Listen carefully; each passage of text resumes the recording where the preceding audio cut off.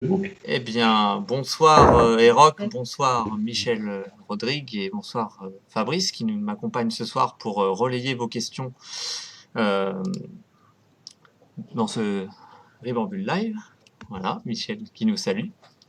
Alors, Eroc, tu es le scénariste emblématique des profs, scénariste également de Thématique, d'autres c'est séries trop. telles que CRS égale Détresse ou les nouvelles aventures de Cubitus ou les amours compliqués de Roméo et Juliette aux côtés de Michel. Que Voilà. des chefs-d'œuvre.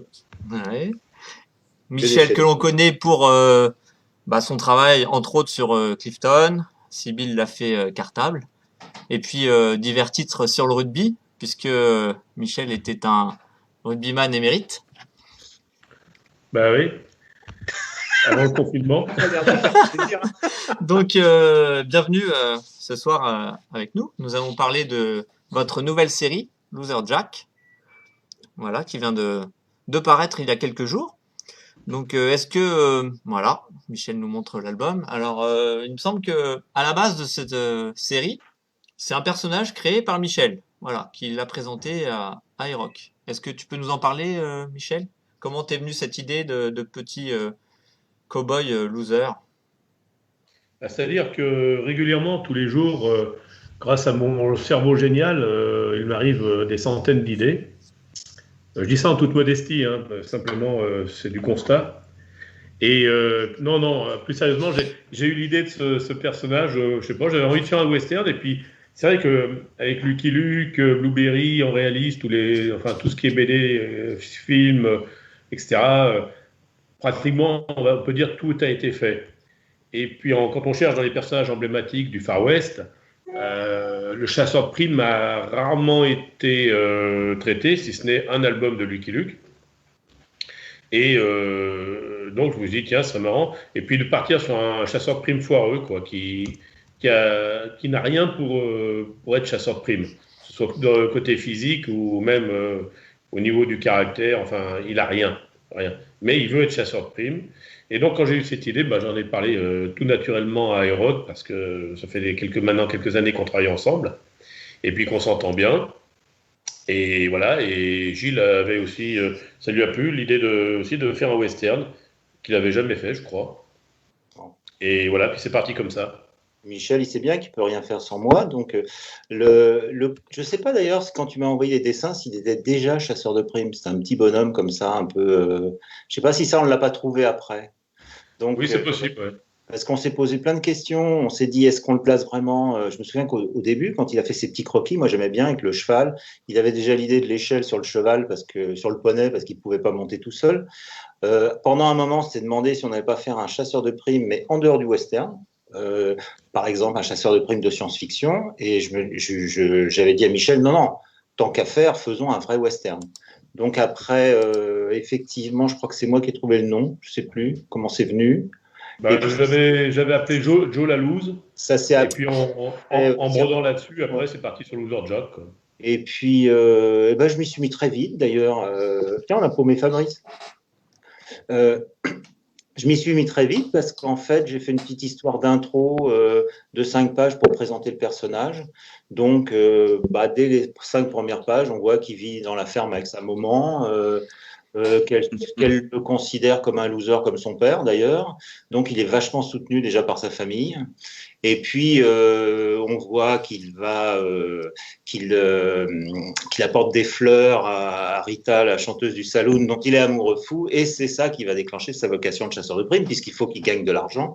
Elle le prend pour un minable, useux, et donc il faut qu'il réussisse dans la vie. Il a un destin.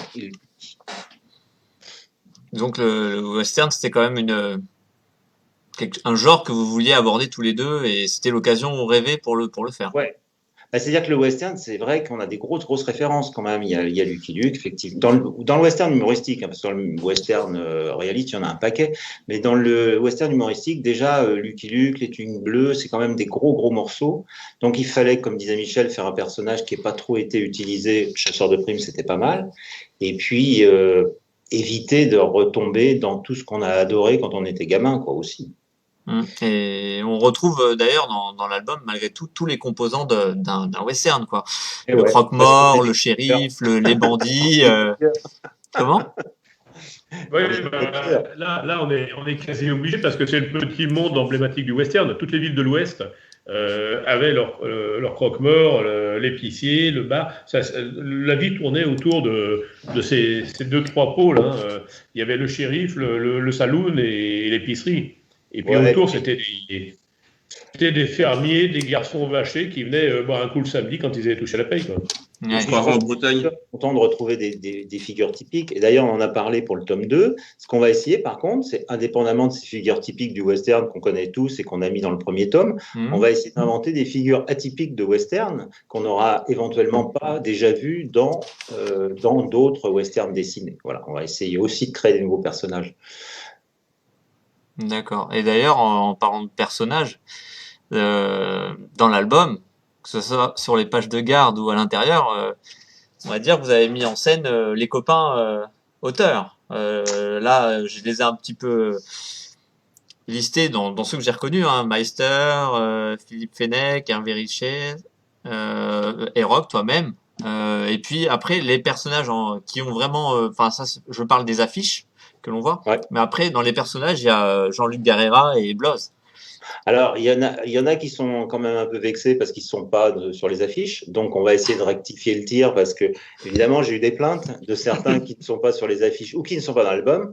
En ce qui concerne Jean-Luc Garera, Moi, j'ai reçu des menaces. Hein. au niveau à l'époque, quand on sera déconfiné, il a intérêt à nous payer un super resto parce que lui, il a quand même un rôle primordial. Ah putain, ouais. Donc, je ne sais pas s'il est conscient de l'honneur qui lui a été fait. Mais effectivement, alors il y a plein de private jokes, mais je pense pas que ça gêne le lecteur qui connaît pas tous ces gens-là. Non, non, du tout. Et c'est vrai que c'était rigolo de les mettre en scène. Surtout alors avec des parmi les copains, effectivement, il y a aussi on retrouve Bloz, Fenech, Jean Fèvre. On a mis le boss parce qu'on est super faillotor. Ouais.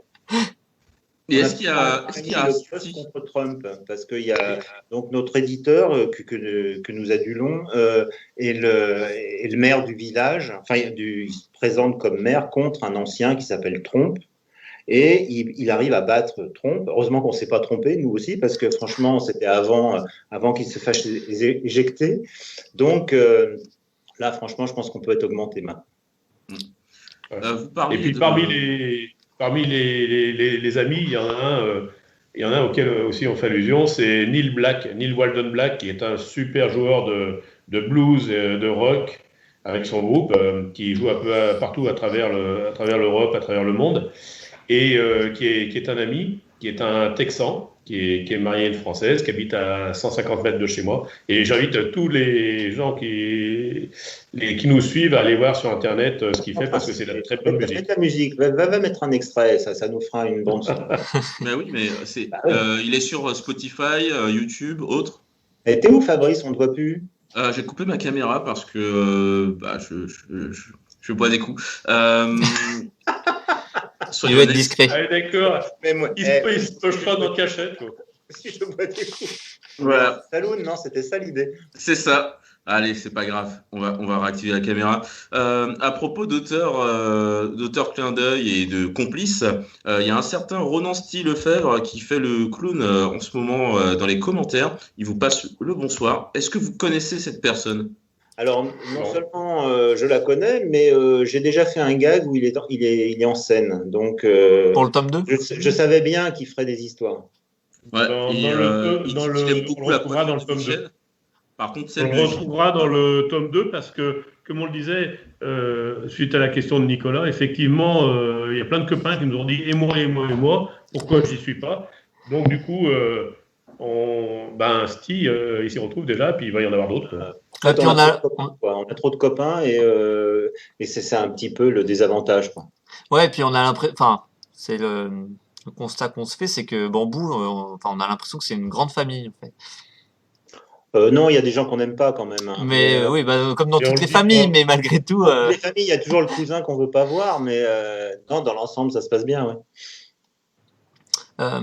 Loser Jack, est-ce qu'on peut considérer que c'est un peu le Pierre Richard de la bande dessinée ? Alors, si tu prends ces références, là, tu perds tous les jeunes quand même. On va parler pour les parents qui vont acheter l'album pour leurs enfants. Voilà. Pierre Richard, ouais. Enfin, c'est vrai que c'est pas très jeune comme référence pour la nouvelle génération, Ouais. quoi. Et quelle référence peut-il y avoir? Mais moi, je commence à plus être trop jeune non plus. Alors, Non, mais tu as raison sur le fait qu'effectivement, c'est un personnage qui se prend les pieds dans le tapis toujours, quoi. C'est-à-dire que il n'a pas de chance. C'est Pierre Richard dans La Chèvre, quoi. C'est vrai que il a vraiment pas de peau. Alors, il n'est pas très doué au départ, mais en plus, il n'y a pas de peau. mais il arrive malgré tout à obtenir une récompense un peu malgré lui, hein, à un moment de l'album. Ah bon? Oui, il est catapulté sur un Ah bandit. oui. Alors ça, effectivement, c'est d'ailleurs la seule fois où il ramène une prime, je crois, sur les Non, 44. il y en a une deuxième. Mais là, c'est quand le bandit lui donne le montant de la récompense pour être Oui, parce tranquille. c'est la honte sur un CV de se faire arrêter Voilà. par un pareil. Donc, il préfère lui-même payer sa prime pour éviter effectivement que ça se sache qu'il a été arrêté par un minable, quoi. Racontez pas tout, il faut que les gens achètent l'album. On Oui, raconte. il y en a encore plein d'autres des gags à découvrir dans l'album. Alors, par contre, pour faire suite à la question d'une auditrice que nous aimons bien et que nous connaissons bien, il y aura Daniel effectivement un personnage féminin supplémentaire qui va arriver. Pas une Calamity Jane, mais quelque chose de. On y réfléchit avec Rulio. Voilà. En fait, pour l'instant, on ne sait pas, franchement. Mais il y aura un personnage féminin vraiment fort. C'est important aujourd'hui. Ouais, parce que ça manque un petit peu, on va dire. Peut-être. Dans le premier. Ouais, l'univers du western, effectivement. Comme on voulait effectivement mettre un peu les archétypes, c'est vrai qu'on a une chanteuse de saloon et une fermière. C'est pas ultra glamour, ça, c'est sûr. Mais Bah, surtout la fermière, la mère du loser Jack, c'est pas ce qu'on fait de plus glamour. Ben non. Et il y a un petit côté léger, hein, mais Matt Dalton, non, un petit peu. Bah, Je sais pas si. c'est-à-dire que c'est la maîtresse femme, ouais. mais c'est vrai que quand elle décharge les bottes de paille, elle en prend 3-4 sur le dos. Quand elle plante les clôtures, elle y va à grands coups de masse. C'est sûr que c'est pas la fragilité féminine, quoi. Voilà. Et Et d'ailleurs, puis parmi les personnages qui vont arriver, il y aura aussi un photographe célèbre de l'Est. Mais non, attends, tu sais pas, on sait pas. Il est en train d'écrire le deuxième, j'ai pas commencé. Ah merde, c'est vrai. Tu sais bien qu'en général, quand on cherche des idées tous les deux, j'en jette en gros 80%, puis après je fais ma sauce dans mon coin. Donc pour l'instant, franchement, on ne sait pas trop ce qu'il y aura dans le deuxième, mais il y aura des surprises. Il y a Fabienne Lequéré qui se propose comme modèle pour le second tome. Pardon? Fabienne Lequéré se propose en tant que modèle pour le second Fabienne, tome. Madame Fabienne, elle est là, chouette. Eh ouais, salut Fabienne. Bonjour Madame Fabienne. bonsoir Fabienne. Madame Fabienne qui, au lieu de soigner ses patients à l'hôpital, regarde des Facebook Live. C'est du sérieux, bravo. Alors, qu'est-ce qu'elle dit, Madame Fabienne? Elle dit qu'elle veut bien être modèle pour les dessins. Et ouais, elle veut plus de personnages féminins. Voilà, bon, d'accord. Et Aube d'Arcande le dit aussi. Ouais, des Calamity. Donc, messieurs, peut-être un second album avec plein de femmes. Eh ben, bonsoir Béatrice. C'est Aube, Béatrice Tillier. Oui, non, mais moi j'aime pas trop ces internautes qui se cachent derrière des pseudonymes comme ça. Voilà. Oh là là. Bonjour Béatrice, bonsoir. Et bise à Olivier. Voilà. Oui, aussi. Du coup, vos personnages, pour rebondir un petit peu là, comment est-ce que vous les avez créés? Est-ce que vous avez pris des modèles justement? Est-ce que vous êtes inspiré de...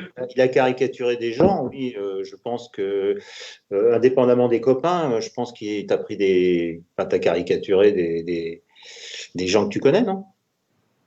Bah oui, il y a pas mal. Il y a notamment la scène de la bagarre dans le saloon.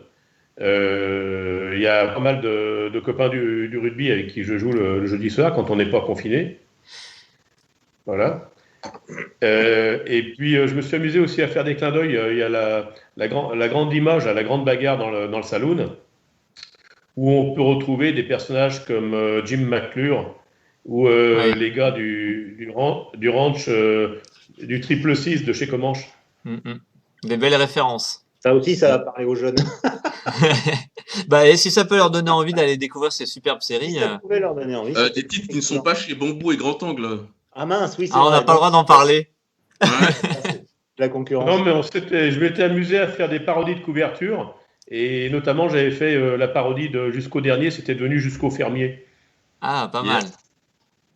Elle était- On avait posté une semaine avant la parution de l'album.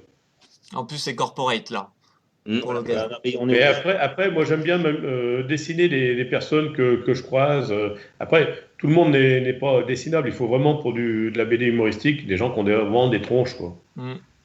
D'où Elgar Herrera, Voilà, le notamment. Carrara, il était bien parce que, alors, son cri de guerre, c'est absolument impossible. Le Hacienda, c'est absolument impossible à expliquer. Ah oui, non, Euh, non, non, oh, n'explique il y a pas, non, ceux non. qui savent et les autres, mais on n'a pas besoin d'expliquer, c'est son cri de guerre. Voilà. Non, Que des non, ça, jokes. c'est un truc, c'est... Ah non, Non, non, raconte-moi. c'est censuré. Tout le monde va s'endormir. On va écrire Non, un livre là-dessus moi, j'aime et bien le personnage du sage indien qu'il conseille régulièrement. Et ça, je sais pas si on l'a beaucoup, je crois pas qu'on l'ait beaucoup vu dans les westerns, ça, le type posé sur son rocher, qui est un vieux sage Comanche ou Cheyenne, et que Loser Jack vient régulièrement consulter pour lui demander conseil, justement. on a des bonnes nouvelles, hein, généralement. En général, ça finit mal. Voilà.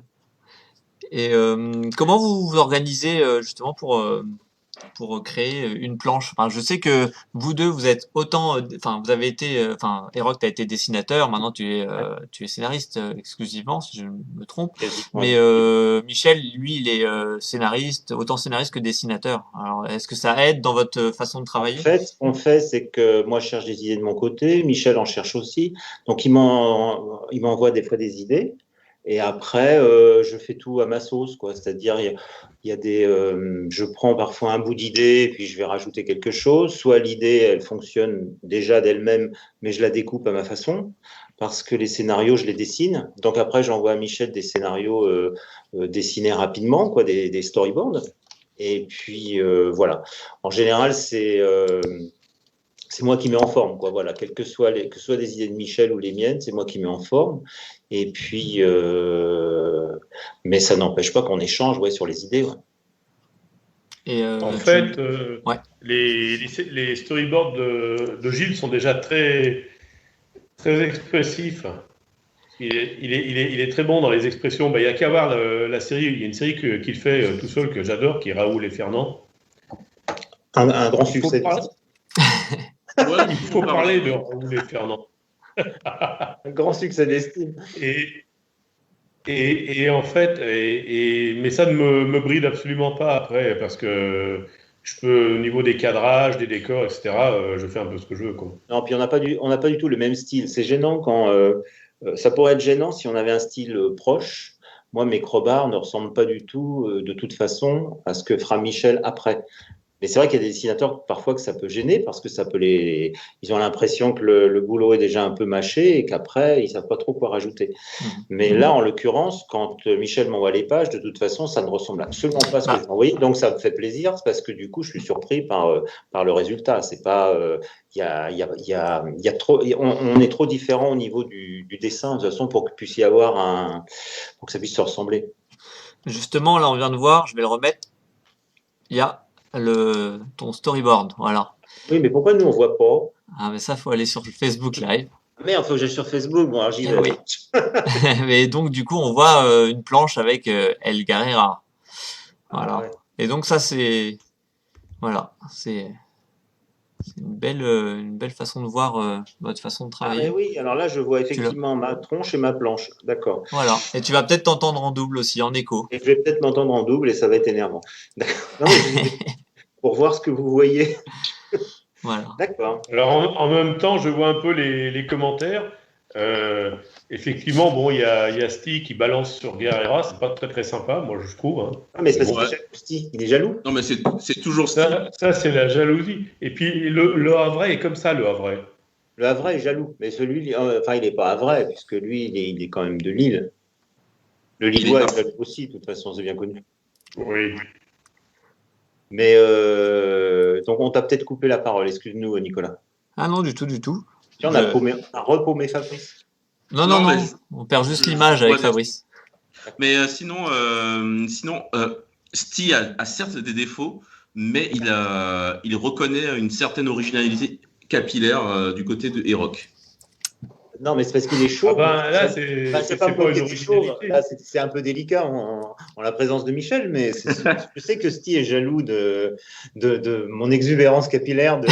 J'aime bien l'exubérance capillaire depuis qu'on se connaît. Donc, je l'aime beaucoup, mais c'est un problème entre nous. Et il a défendu la coiffure de Michel. C'est-à-dire que moi, je serais dans la sobriété. Je n'aime pas le côté exhibition comme ça, gratuite. Et puis, il faut reconnaître que Gilles il est à Paris, quoi. Et à Paris, on se doit d'être original si on veut sortir du lot. Voilà. En province, nous, on n'a pas ce problème. Sortir, on n'a pas le droit. Ouais, c'est ça. En ce moment, c'est un peu compliqué. J'ai pas le droit de sortir. J'ai pas le droit de sortir du tout, du lot ou pas. Il y a Alexine Jandel qui dit sacré duo sur tous les thèmes.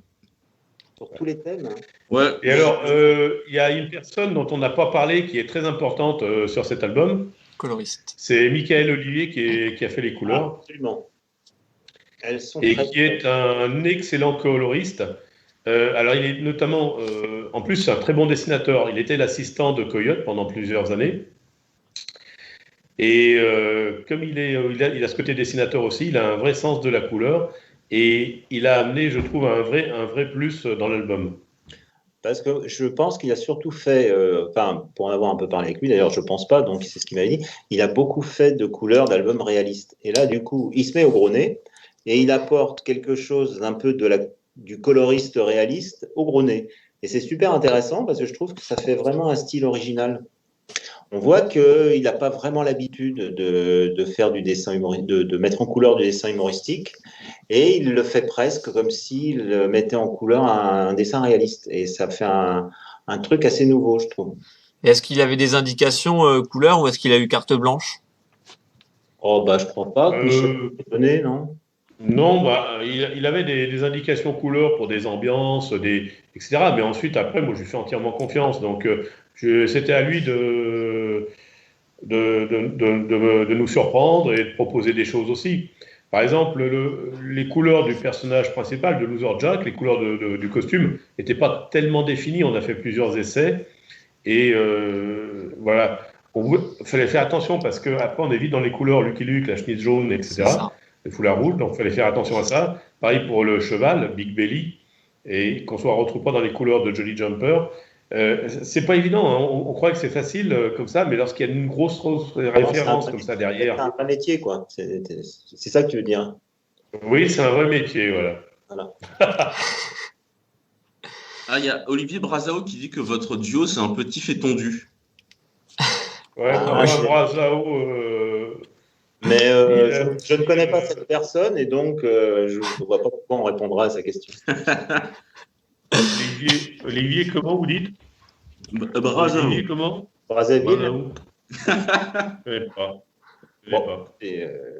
Encore quelqu'un qui ne sait pas quoi faire de ses soirées et qui regarde des lives Facebook.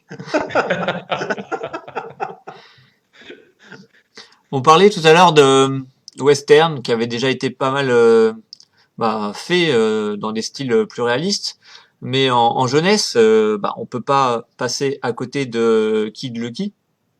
Et je voulais savoir si Erock, toi qui as travaillé avec HD sur CRS égale détresse, tu lui avais montré Loser Jack. Ah non. De toute façon, c'est pas la même. C'est pas un enfant, hein, Loser Jack, c'est un adulte. Oui, malgré sa petite taille, c'est vrai qu'on pourrait penser que c'est.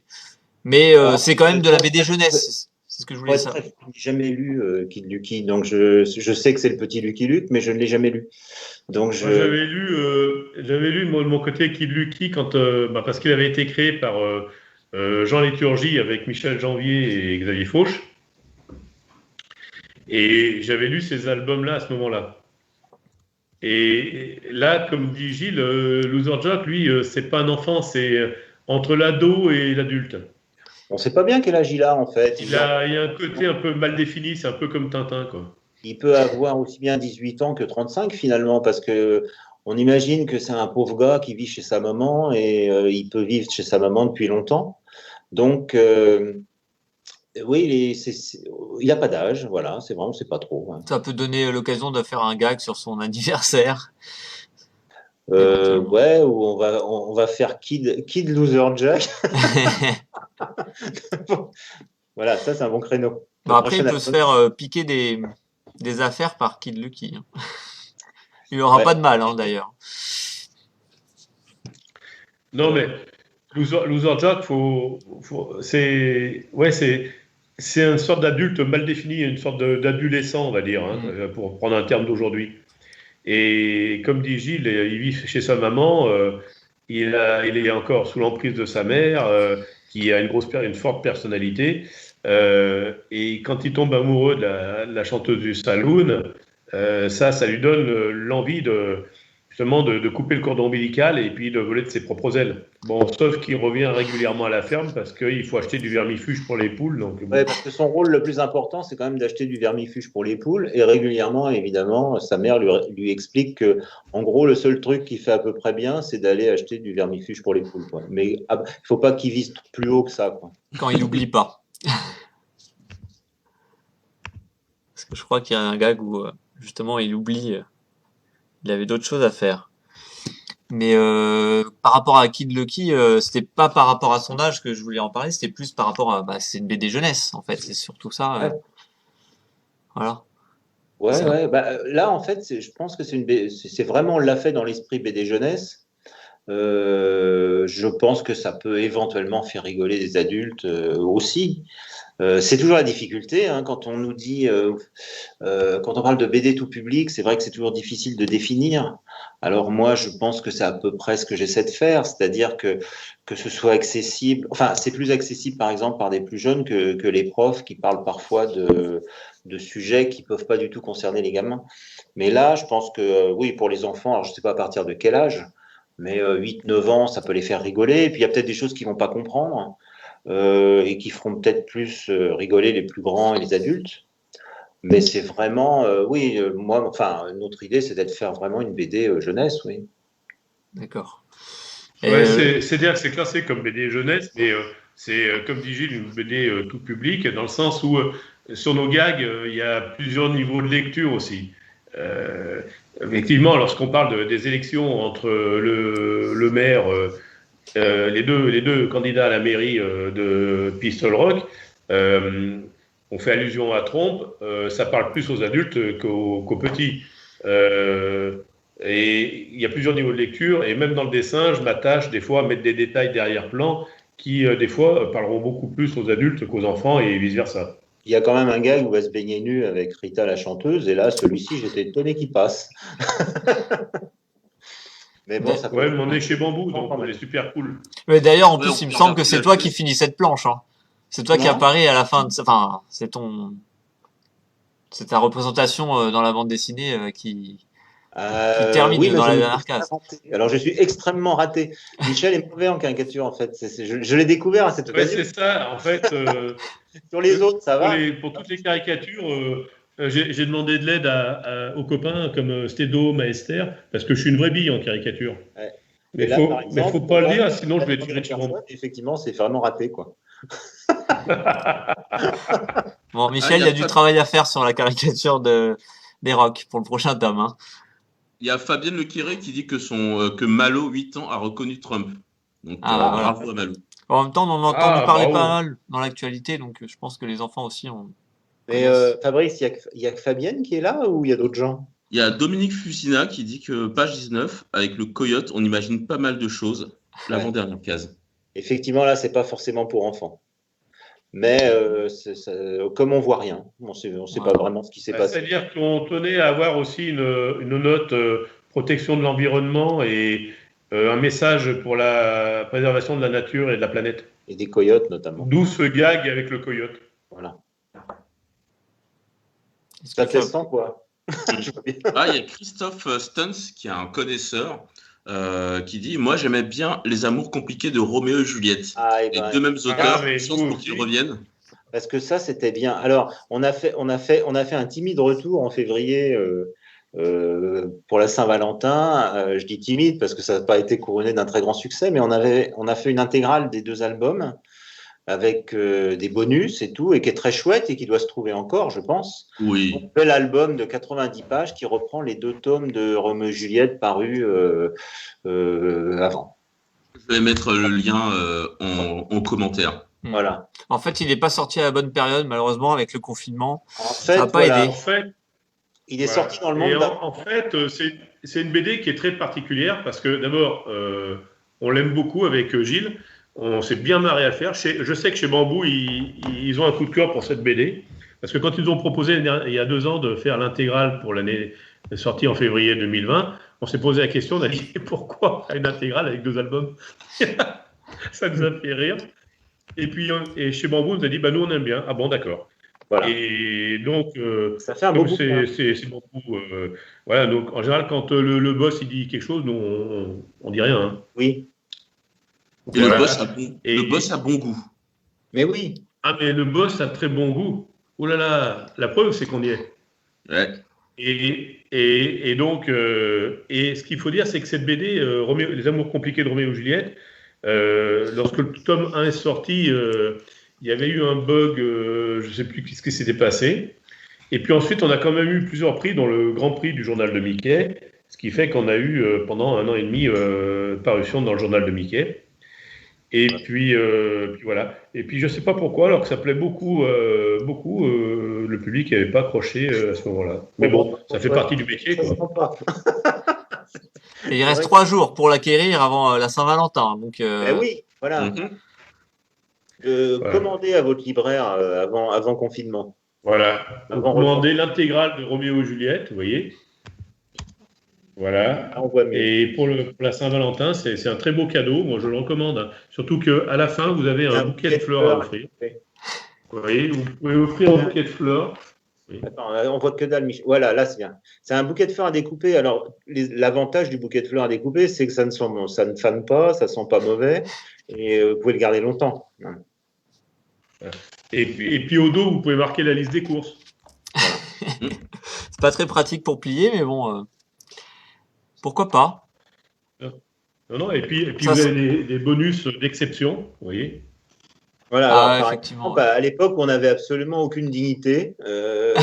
C'est typiquement, voilà, je me suis déguisé en Sylvie Vartan. C'est des choses dont j'ai honte maintenant. C'est peut-être aussi Très beau. Alors, il faut dire que moi, depuis, mes parents m'ont déshérité. Voilà. Mais c'était drôle parce que quand on avait fait cette série de photos, on était au Terminus Nord à Paris. Et à côté de nous, dans le salon, il y avait des financiers, des gars qui sortaient de réunions, de séminaires et tout ça. Il y avait des cadres venus des gens importants, en fait, voilà, en costard et avec des attachés caisses. En tout Que cas, du beau ces monde. photos-là ont été peut-être ressorties. Enfin, l'édition de l'intégrale a peut-être été faite uniquement dans le but de pouvoir Ces diffuser photos. ces photos. C'est des photos de dossiers de presse, on les avait oubliées, et malheureusement. Alors, il y a eu un générateur d'affiches de recherche Wanted mis en place à la sortie de cet album. Ouais. Donc, vous êtes pris au jeu. La Ribambule également, puisque là, on va diffuser toutes les affiches de l'équipe, ainsi que les vôtres, hein, d'ailleurs. Hein. Voilà. On est beaux tous les deux. Voilà. Donc, n'hésitez pas à venir créer votre propre affiche. Un concours est disponible jusqu'à dimanche sur la page Facebook de la Ribambule. Voilà, créez votre affiche et puis suivez les informations qui vous expliquent comment participer. Donc, il y a 5 albums à gagner. Laetitia de l'équipe La Ribambule va vous donner le lien dans les commentaires. Voilà. Et moi, je trouve que l'idée, c'est original. On voit pas ça tous les jours aussi. C'est une belle façon de mettre en avant votre album. Ouais, et puis les gens, c'est-à-dire que les gens qui ont joué le jeu, ils se sont bien marrés. En tout Ouais. cas, ouais. Je sais que ce qui est formidable quand on bosse avec Bambou, c'est quand là en l'occurrence on énonce une idée. C'était au mois d'août lorsqu'on s'était retrouvé chez Bambou au mois d'août pour travailler sur le lancement de l'album et le bouclage. On avait émis cette idée de faire un jeu comme ça, créer sa propre affiche Wanted. Et ce qu'il y a de bien quand on lance des idées comme ça chez Bambou, c'est que Olivier nous dit tiens, c'est une bonne idée, comment on va le faire? Voilà, donc déjà, ça. Et je crois que c'est Fabrice d'ailleurs qui a mis au point de chez Bambou Fabrice Adiga, qui a mis au point tout le logiciel, le jeu. Alors, vous pouvez le retrouver sur le site de Bambou, sur tous les réseaux sociaux. Vous pouvez faire votre propre affiche. C'est assez rigolo. Et d'après ce que j'ai su, c'est que le premier jour donc la veille de la sortie de Loser Jack, le mardi dernier, il y a eu plus de 500 connexions sur la même journée, je crois. Tout à fait, monsieur. Et c'est un jeu qui a bien cartonné. Comment tu sais ça? Comment on peut Parce que j'ai des informations. Ouais. Ah ouais. Il a des taupes à Mâcon. Il y a une taupe à Mâcon. Bien Ah informé. ouais. Et la c'est taupe bien, mâconnaise, c'est pas mal, je quand crois, même. elle est- Donc, pour expliquer un petit peu le concept, vous vous prenez en photo. Alors, vous faites la tête d'un bandit si vous avez envie. Et puis ensuite, il y a une liste en fait de prénoms de 1 à 31 par rapport au jour de naissance, et puis un nom de famille de 1 à 12, donc vis-à-vis de votre mois de naissance. Et voilà, ça vous donne un blaze. Et le montant de Des bordels, on a mis du n'importe butin, quoi. enfin de la récompense varie suivant les personnes. Par exemple, Michel, il y a 666 $. Et moi, j'ai 5. Ouais, Et 5. j'ai un côté j'ai un côté maudit, moi, dans le truc. Mm. Voilà. Fabrice, tu as des questions ou pas? Là, j'ai surtout mis le lien pour créer son affiche. D'accord. Hop, il y a le concours qui a été posté par Laetitia. Laetitia Lassalle. Ouais. Tac, Merci, tac, Laetitia. tac. Il y a Christophe Stones qui dit qu'il a les 2 albums séparés de Roméo et Juliette. Et donc, il a dédicacés par Erock. il a donc le vrai bouquet de fleurs en carton. Parce que là, dans la compile, enfin dans l'intégrale, il est en papier. Mais dans le premier, c'était un vrai cadeau. Hein. Il était en carton et tout. On pouvait le découper. C'était vraiment bien. Ah, quelle belle époque. Yeah. Bravo, Christophe. Moi, Christophe. j'ai juste des petites questions pour vous, messieurs. Enfin, là, c'est une question de Fabrice Fadiga de Bambou Édition. C'est quels sont vos westerns favoris? Vous avez tourné le genre en dérision dans Loser Jack, mais ça sent que vous avez quand même une petite culture western derrière.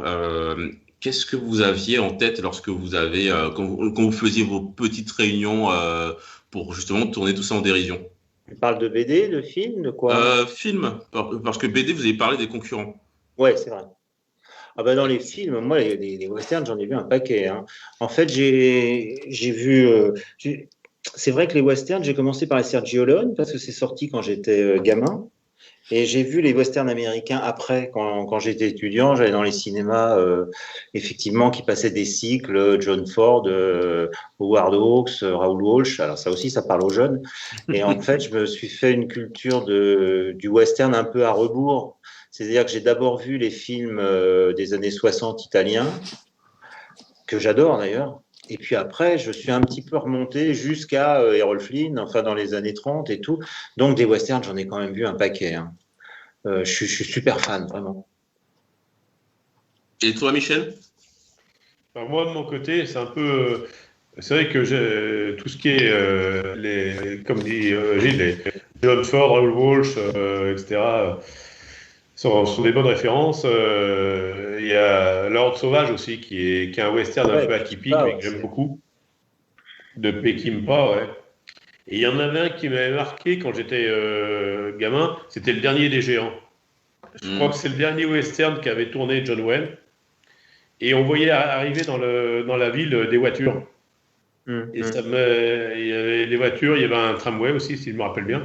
Et c'est vrai que le western, après, a connu un genre, c'est un genre qui a connu un creux dans les années 2000. Et là, il y a de nouveau de très bons westerns qui sortent. Par exemple, il y a une notamment... série qui s'appelle Godless, qui est formidable. Ça, c'est vraiment le dernier le meilleur western que j'ai eu depuis très longtemps. Il y avait la série Deadwood il y a une quinzaine d'années, qui était une très bonne série. Et puis là, dernièrement, dans ces dernières années, notamment le remake de $1 pour un shérif avec Nick Nolte, qui est sorti, qui était très bon. Et puis j'ai bien aimé Hostile, par exemple, qui est un très bon western que je recommande. Yes. Et puis, il y a Ah, quand même Eastwood qu'on a régulièrement fait dans les années 70-80. Il y a Tarantino qui adore ça, donc qui a remis ça un peu aussi au goût du jour, Ouais. parce qu'on a fait aussi. Donc, c'est vrai que ça revient en force quand même. Dans la BD aussi, d'ailleurs, mais c'est vrai que notamment chez Grand Angle, je avec trouve que c'est chez Grand Christophe Angle Vernier, qu'on trouve les meilleurs westerns actuellement en bande dessinée. Hein. Je dis ça vraiment sans parti pris aucun. D'ailleurs, il y a une nouveauté chez Grand Angle au mois de mars. N'est-ce pas, Fabrice? Pardon? Il y a une Quoi donc? nouveauté au mois Au de mois de mars. mars, en mode nord contre sud et tout ça, c'est ça? C'est ça. Ennemi ouais, de Kid Toussaint Ah, et de tout Tristan ça, c'est un Josse. très bon scénariste. Yeah.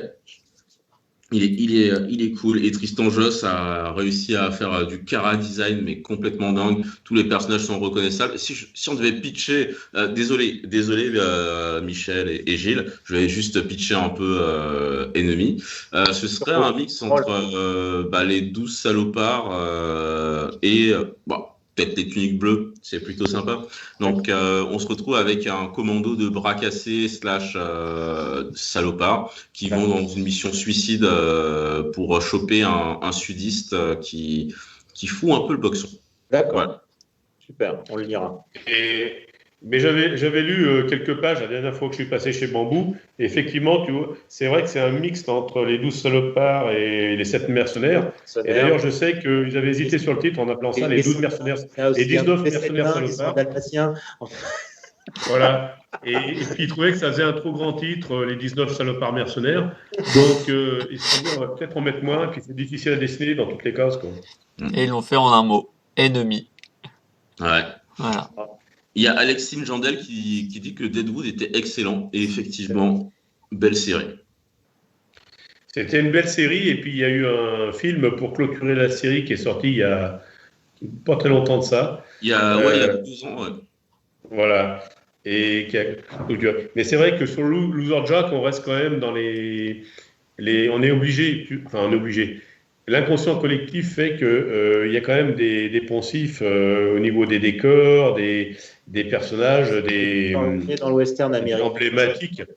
On n'est pas dans le western spaghetti, par exemple. C'est vraiment une ville de western de John Ford, quoi. C'est tout à fait ça, quoi. Ou de Clint Eastwood. Est-ce que, Fabrice, tu as une autre question ou est-ce qu'on bascule sur la dernière partie avec les projets à venir en 2021?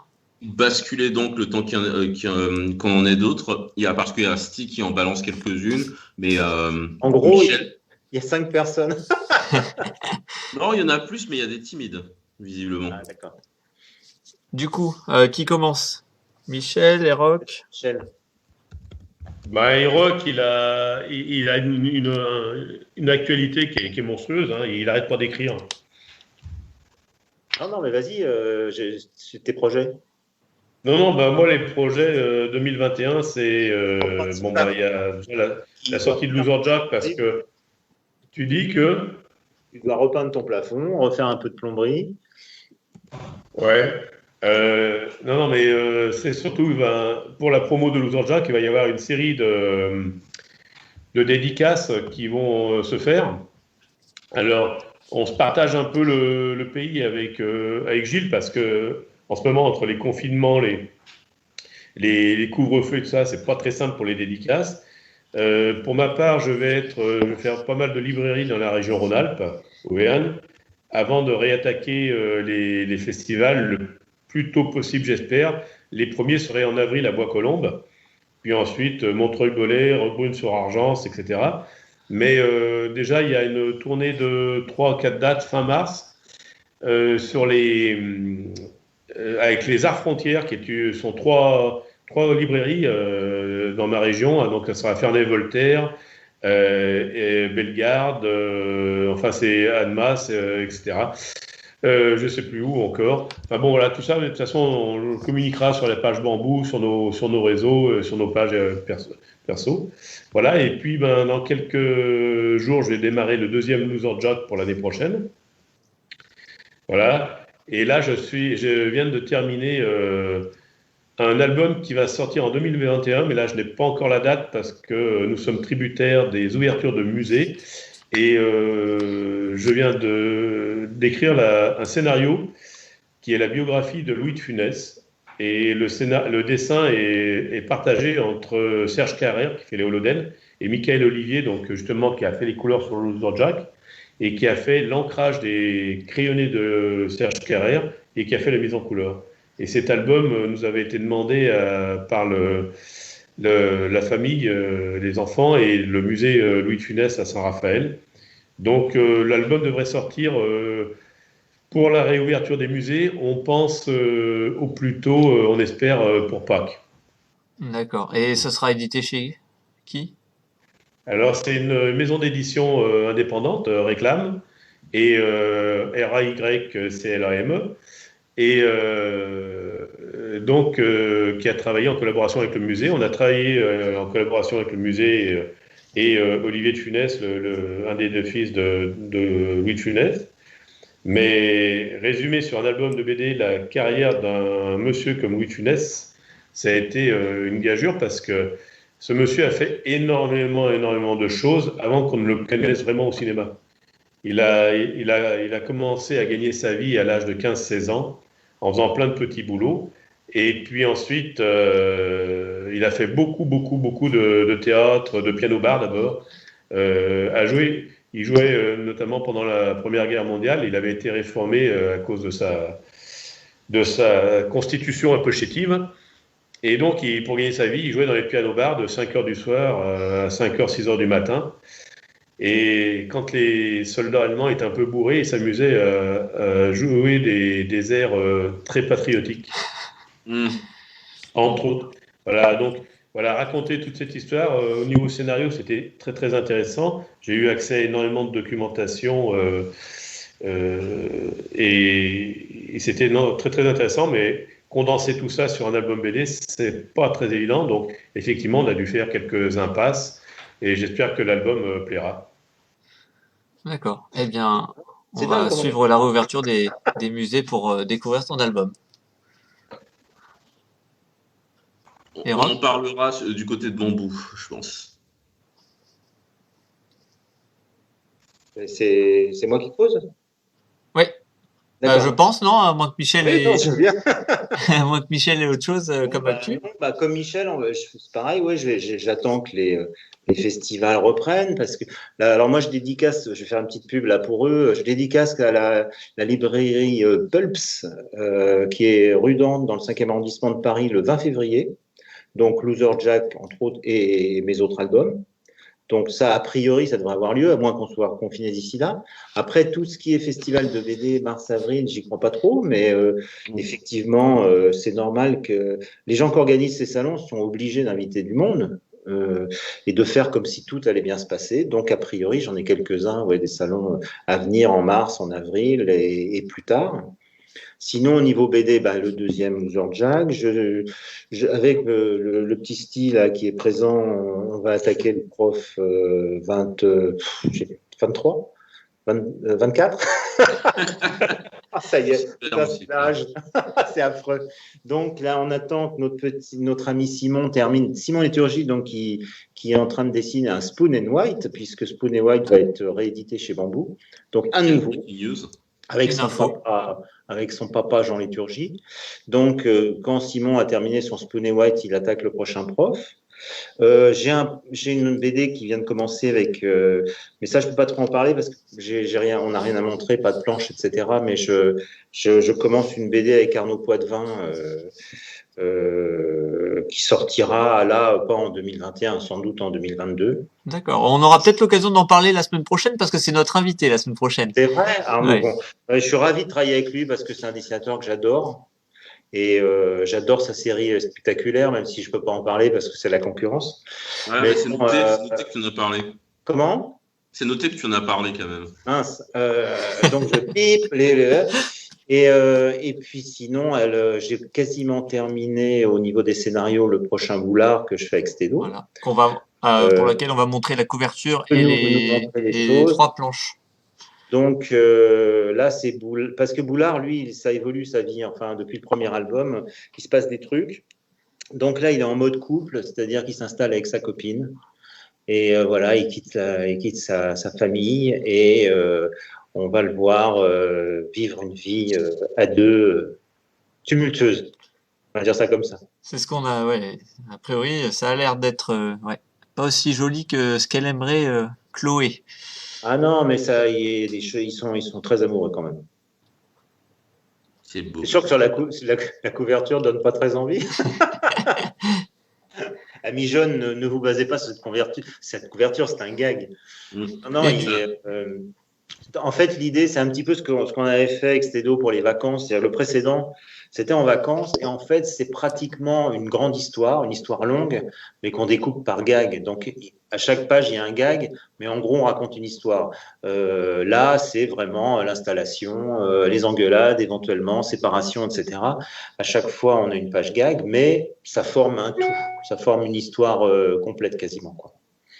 D'accord. Et du coup, tu disais une sortie prévue pour? Je disais, le Boulard, je Ouais. pense que c'est août-septembre, par là, me D'accord. semble-t-il. Ouais, c'est à peu près ça. Pour la rentrée des classes, nickel. Voilà. Voilà. Ok. Et Stick, Pour il le précise 12e quand même pour le que 12e prochain reconfinement. prof, c'est le 24.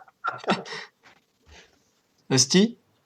Stick, il précise que le prochain prof, c'est le 24. Moi, je le savais, mais je ne peux pas faire le malin. Heureusement qu'il est là, elle est plus jeune que moi, donc il a le cerveau qui marche mieux. Merci, Ronan. Merci Ronan. C'est pour ça que je le garde en fait, parce que il n'est pas d'une grande utilité, mais pour des tailles comme ça, non, on se rappelait du numéro de Tom, et voilà, je le garde. Ok. T'as d'autres questions, Fabrice, ou pas? Christophe Stunz qui croise les doigts pour le salon de Céris. Ah oui, c'est bientôt, Céris. Hein. Ouais. C'est C'est quand où ça? C'est en Seine-et-Marne. Ah non, il a été déplacé le salon de Céris. Je sais plus. Alors je sais plus quand il est. J'avoue que je me rappelle plus. Il y a Laetitia Guyan qui a l'air de citer beaucoup de festivals, genre les Arts Frontières à Saint-Genis, Pouilly, Ferney-Voltaire, Bellegarde. Ouais, c'est ça. Vous devez tous les faire, c'est ça? Ce sont des festivals où on va être présent. Il y a également le Salon du Livre de Nantua qui va fêter ses 10 ans et dont je dois faire l'affiche, qui théoriquement doit se faire normalement le 1er mai. Voilà. Et puis, c'est vrai qu'à partir quand les salons vont reprendre, je parlais de celui de Bois-Colombes, là, où on doit se retrouver avec Gilles, je crois. Oui, Colombe, mais c'est en avril, donc c'est un petit peu. C'est en avril. Et puis, mais c'est-à-dire que je pense que sur Mars, il ne faut pas espérer malheureusement de festival. C'est pour ça qu'on va compléter par des séances en librairie pour Loser Jack. Et puis ensuite, on va avoir à partir effectivement de juin, ensuite surtout à partir de septembre, une série de festivals, que ce soit Tramelan en Suisse, Sciez sur le Léman, Saint-Genis-Pouilly, Ferney-Voltaire, voilà, c'est beaucoup de festivals. Voilà. Ce que je veux, c'est que le cabaret vert ne soit pas annulé. Le cabaret vert en août, ça, à Charleville-Mézières. Si je dois en faire un seul, c'est celui-ci. Il a l'air d'être sympa celui-là, effectivement. Normalement, il y a la fouillade au mois d'août. À la fouillade. Je suis invité à la fouillade aussi, ouais. Voilà, où on va retrouver, où normalement on devrait retrouver El Guerrera. Ah. Pour un règlement de compte. Non, il est ravi. Fabienne Marchand qui demande si vous ferez des salons de country aussi. Alors, moi, j'en ai fait un au Benat, un salon de country il y a quelques années. C'est un souvenir impérissable, hein, mais il faut que ça reste un souvenir, quoi. C'est bien. C'était un salon country BD et on n'a pas bien compris l'association. On cherche encore. Bah là, maintenant, vous avez de quoi présenter en festival country. Voilà, j'aime bien le western, mais pas aller à un festival country. Là, il faudrait quand même qu'on me paye un peu cher. Ah, Michel, t'as pas essayé encore? Ça, c'est l'occasion. Non, mais de toute façon, comme je le disais tout à l'heure, pour toutes les dates, notamment les Arts Frontières en mars, les librairies des Arts Frontières ou autres, on communiquera régulièrement sur Facebook, sur le site de Bambou, toutes les dates où on sera présent en signature. Ouais, et puis il y a les référencements aussi qui sont sur le site Opal BD qui est assez Ouais. Mais c'est vrai que précis. pour l'instant, c'est difficile de s'avancer trop parce que je crains que les festivals déjà de mars-avril, ce soit difficile à organiser. Voilà. Ah, moi, j'ai peut-être un festival en Martinique en novembre, donc si tout va bien d'ici là. C'est sympa de m'en avoir parlé. Ah, alors là, c'est le Guerrera qui m'a invité. Donc, du coup, il faut voir ça avec lui. D'accord. Ah, Je j'aurais pas dû peux parler. le dire. Il y a Elisabeth Constant qui indique que l'Usambule a organisé des rencontres entre des élèves et des auteurs de BD. Ouais, ça, c'est bien. Donc, Ouais. Ça, c'est possible. Hein. Moi, par exemple, je fais des interventions scolaires. J'ai travaillé sur un agenda là, pour l'agglomération de Versailles. Je suis allé dans des écoles faire donc de la BD avec les enfants. Ça, on peut le faire encore. Et c'est assez intéressant. Mais par contre, d'ailleurs, je ne comprends pas, oui, pourquoi on peut aller travailler dans des classes et avec toutes les protections nécessaires, bien sûr, et qu'on ne puisse pas organiser des festivals, puisque moi, le dernier festival que j'ai fait en octobre, c'était à Buc.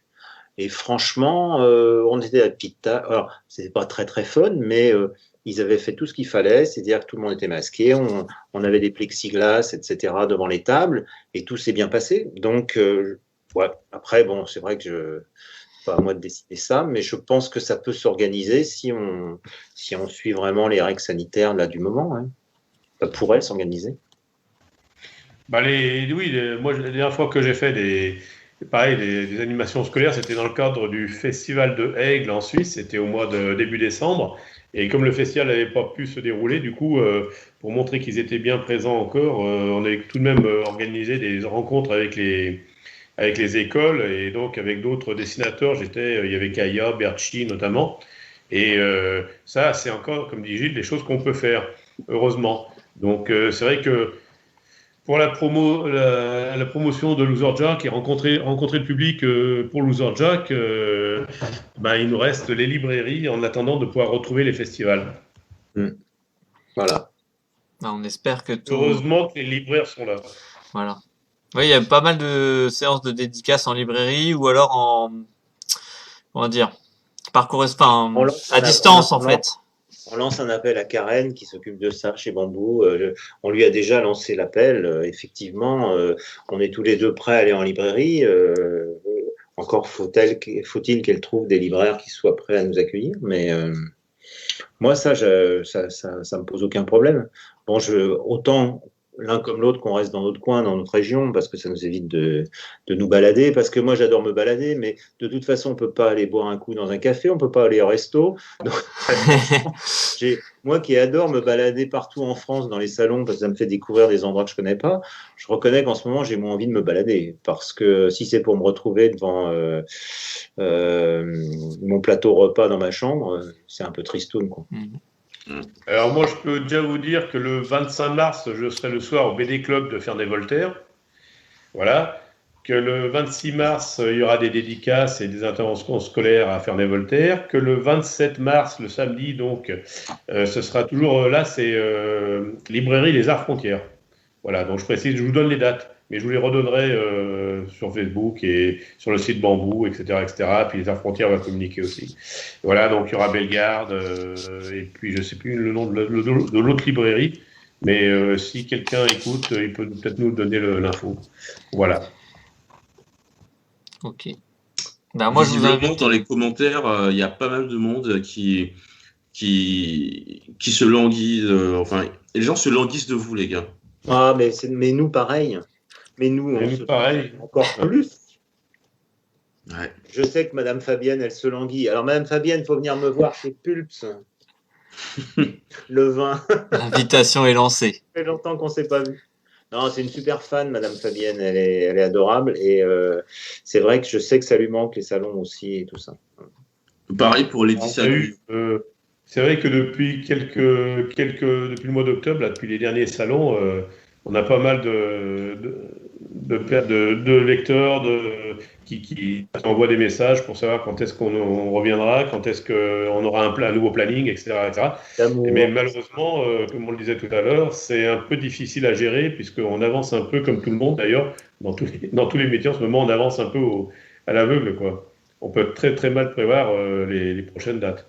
Voilà. Et encore, nous, on a la chance d'exister, contrairement à certains métiers qui sont carrément arrêtés. Effectivement. Eh oui. Comment je te plombe l'ambiance, t'as vu ça? Est-ce qu'on pourrait terminer sur une note joyeuse? Mais Allez, bien Nico, sûr. t'as un truc? Tu veux qu'on mette un nez de clown? C'est ça? Non, moi j'aimerais bien. Je vous souhaite. Ah voilà. bah ouais, attends, d'accord. Pas de problème. Ah, t'as un chapeau toi aussi? Moi, j'ai juste la bouteille de whisky, mais j'ai jamais fini. Elle est un peu vide là. Ah ouais, il va falloir que je retourne chez mes amis écossais pour faire le plein. Voilà, donc on a Et mon mon mis coyote, notre c'est chapeau. réveillé. avec Gilles pour conclure ce live avec Gilles. Attention, Gilles va chercher un accessoire. Ça y est, Gilles l'a sur la tête. Bon. J'en ai pas d'autres. Donc, on souhaite beaucoup de succès à Loser Jack en librairie. Hein, Ouais. malgré le Merci. contexte actuel, les librairies sont ouvertes, donc aucune raison de ne pas y aller Allez-y. et d'aller acheter et découvrir les aventures de ce loser. Hein. Clairement, je pense qu'il vous fera rire. Alors, c'est mes aventures. En tout cas, je pense Oui, que ces parce que auteurs se sont fait plaisir. J'espère qu'il est quand même qu'on a réussi à le rendre sympa malgré tout. C'est-à-dire que c'est sûr que c'est un loser, mais il y croit. Et je pense que ce qui fait qu'il est sympa, Loser Jack, c'est qu'il ne baisse pas les bras. Ah non, il il est persévérant. Et voilà, il est persévérant. Voilà. Moi aussi, j'ai un chapeau. Regarde. Ah bah voilà. Voilà, c'est trop beau. Alors là, c'est le viager, là.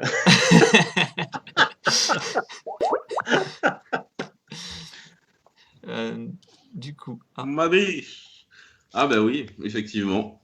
voilà, il manque plus que Fabrice, mais bon, on n'a plus d'image avec Bon, Fabrice depuis un moment. Donc Allez, je vais me remettre ma caméra et aller chercher un toi, chapeau. Fabrice, qu'on te voit un peu. voilà, il voulait une note positive pour terminer.